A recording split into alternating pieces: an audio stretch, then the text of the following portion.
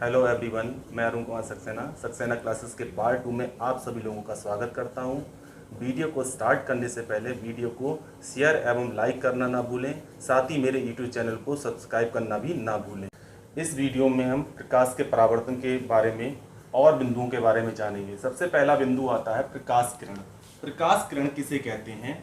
प्रकाश किसी पारदर्शी माध्यम में जिस रास्ते से होकर गुजरता है उस रास्ते को हम प्रकाश किरण कहते हैं। जैसे ये पारदर्शी माध्यम एक कांच है,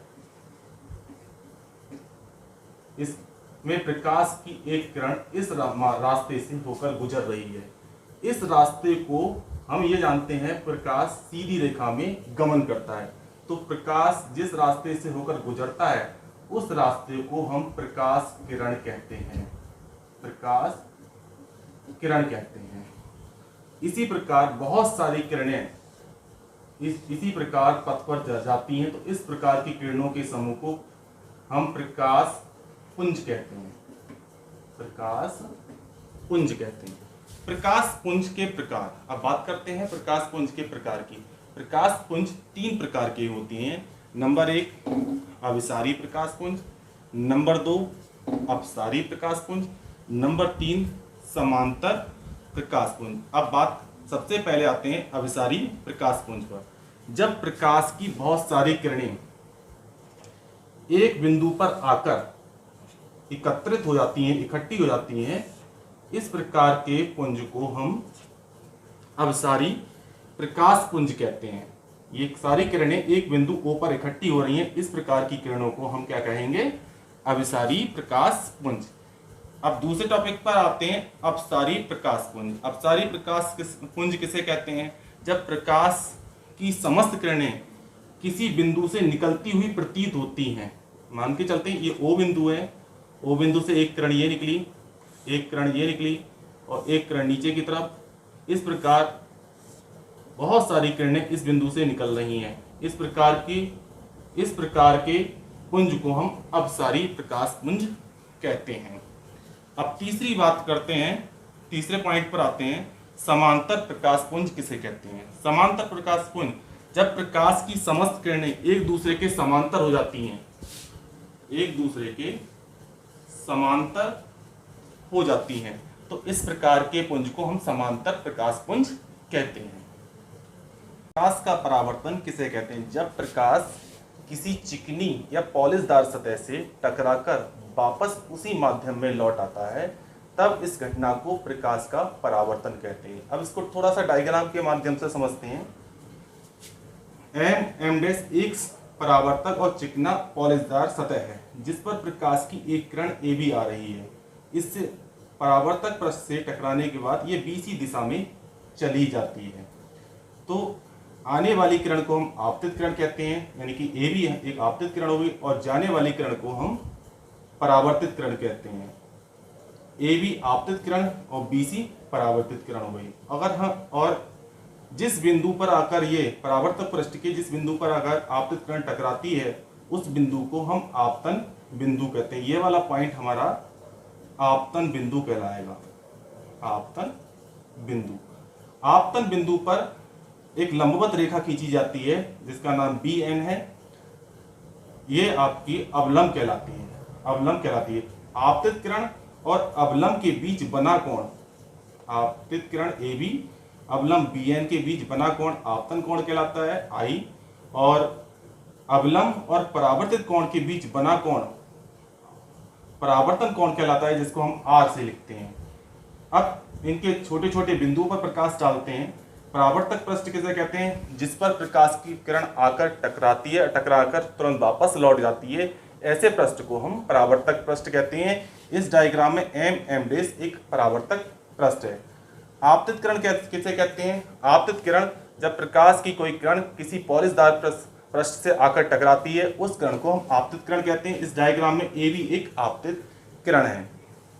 परावर्तित किरण किसे कहते हैं?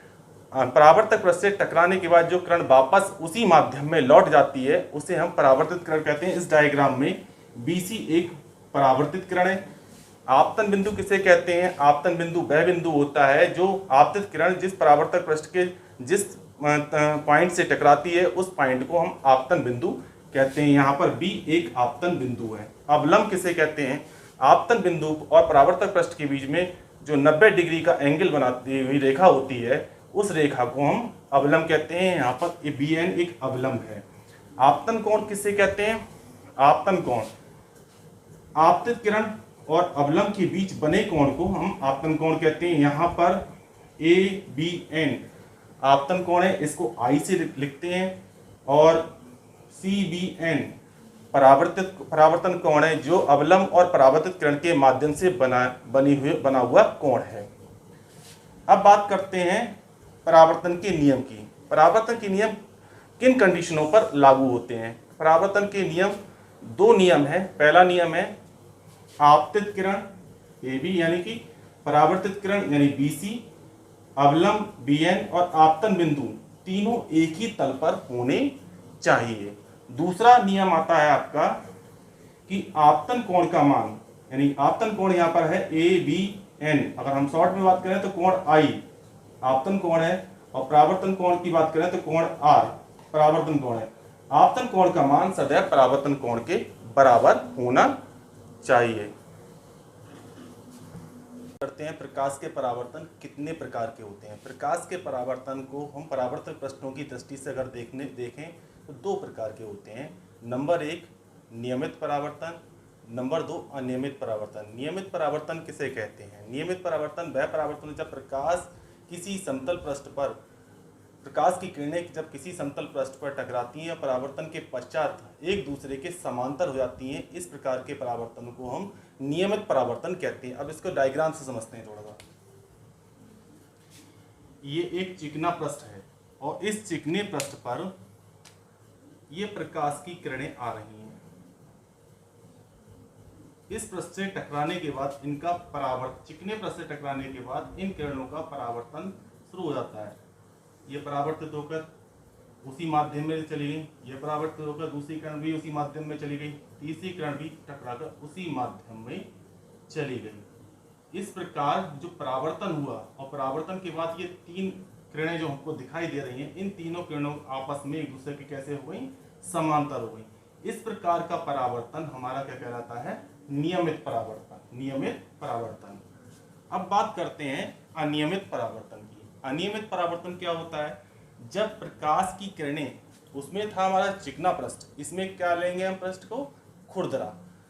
जब प्रकाश की किरण किसी खुरदरे पृष्ठ से टकराती हैं और परावर्तन के पश्चात अलग अलग दिशाओं में फैल जाती हैं, तो इस प्रकार के परावर्तन को हम अनियमित परावर्तन कहते हैं। देखते हैं डायग्राम से इसको।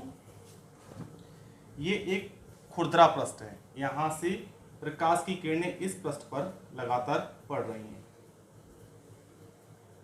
इस पृष्ठ पर टकराने के बाद इन किरणों का परावर्तन शुरू होता है।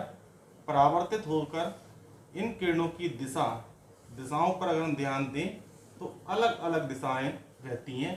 इस प्रकार के परावर्तन को अगर हम बात करें तो इस प्रकार के परावर्तन को क्या बोला जाएगा? अनियमित परावर्तन।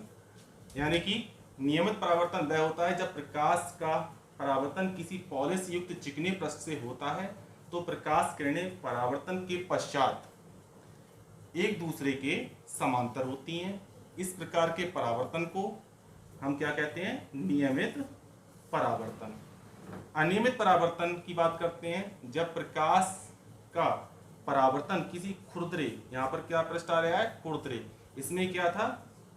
पॉलिश युक्त पृष्ठ। दोनों में ध्यान रखना है हमको कि ऊपर वाले में नियमित परावर्तन में पॉलिश युक्त है और अनियमित परावर्तन में खुरदरा पृष्ठ है। तो खुरदरे पृष्ठ से होता है तो प्रकाश किरणें परावर्तन के पश्चात अलग अलग दिशाओं में फैल जाती हैं, तो इस प्रकार के परावर्तन को हम क्या कहते हैं? अनियमित परावर्तन। अब बात करते हैं प्रकाश की उत्क्रमणीयता की। प्रकाश की उत्क्रमणीयता क्या होती है? इसमें यह होता है जब प्रकाश का परावर्तन जब होता है तो आपतित किरण परावर्तित किरण की भांति व्यवहार करने लगती है और परावर्तित किरण आपतित किरण की भांति व्यवहार करने लगती है। इसको थोड़ा सा डायग्राम से देखते हैं। जब प्रकाश का परावर्तन होता है तो ये है आपतित किरण, ये परावर्तक पृष्ठ से टकराती है। टकराने के बाद इसका परावर्तन शुरू हो जाता है, परावर्तित हो जाती है। ये ए बी आपतित किरण है और बी सी परावर्तित किरण है। और बी बिंदु क्या है आपका आपतन बिंदु, आपतन बिंदु पर खींचा गया अवलंब है बी एन। अब यहां पर ए बी कैसी किरण है, आपतित किरण, और बी सी कैसी किरण है, परावर्तित किरण, परावर्तित किरण। तो इसे हम क्या कहते हैं, प्रकाश का परावर्तन। अब ये प्रकाश की उत्क्रमणीयता शुरू कब होती है, जब हम यहाँ पर एक समतल दर्पण लगा दें परावर्तित किरण के सामने। परावर्तित किरण जहां मुड़कर जा रही है उसके सामने अगर हम समतल दर्पण को रख दें या चिकने पृष्ठ को रख दें, तब जो परावर्तित किरण है वो किस तरह व्यवहार करने लगेगी, आपतित किरण का काम करने लगेगी। और आपतित किरण किस प्रकार का काम करने लगेगी, परावर्तित किरण की तरह व्यवहार करने लगेगी। तो इस प्रकार के परावर्तन को हम प्रकाश की उत्क्रमणीयता कहते हैं।